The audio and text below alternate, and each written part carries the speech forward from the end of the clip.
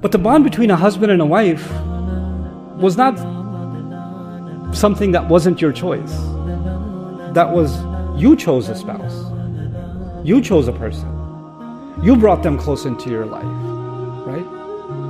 And when you make that choice, then every time there is a problem, you're like, I made the wrong choice. Why did I make this choice? I should have made a better choice. Do I still have a choice? So many choices. And your mind will not stop running.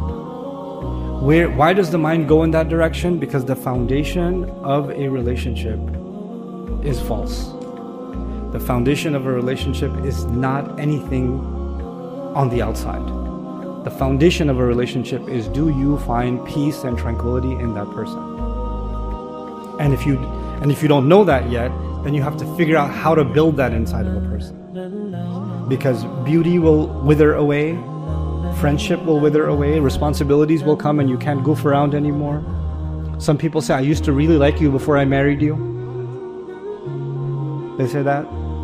I don't know what happened after we got married. Well, when you didn't marry someone, they didn't owe you anything. They didn't owe you anything. So you only spoke to them to find relief, to talk to them that made you feel happy. But you didn't have to worry about the bills or the dishes or something your mother said or something this one said or that one. You had none of that.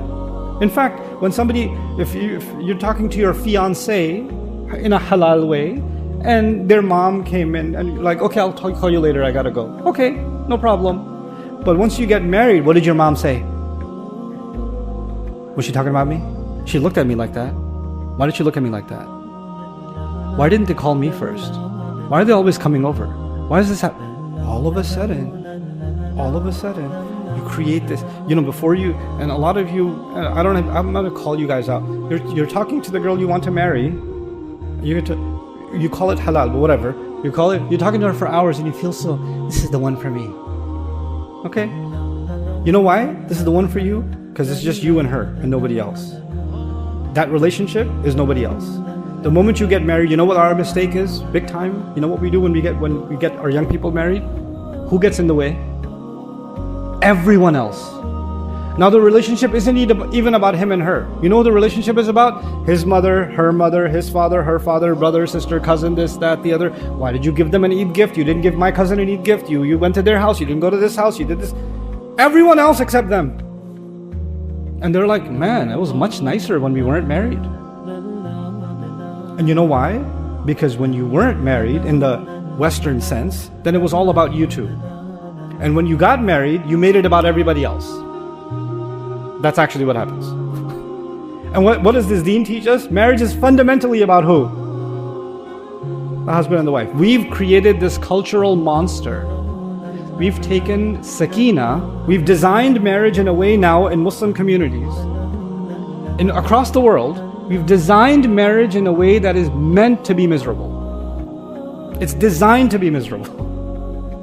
Because we want everybody's intervention. And we've even programmed young people that are getting married, they're going in with the mindset that they're about to go into a competition.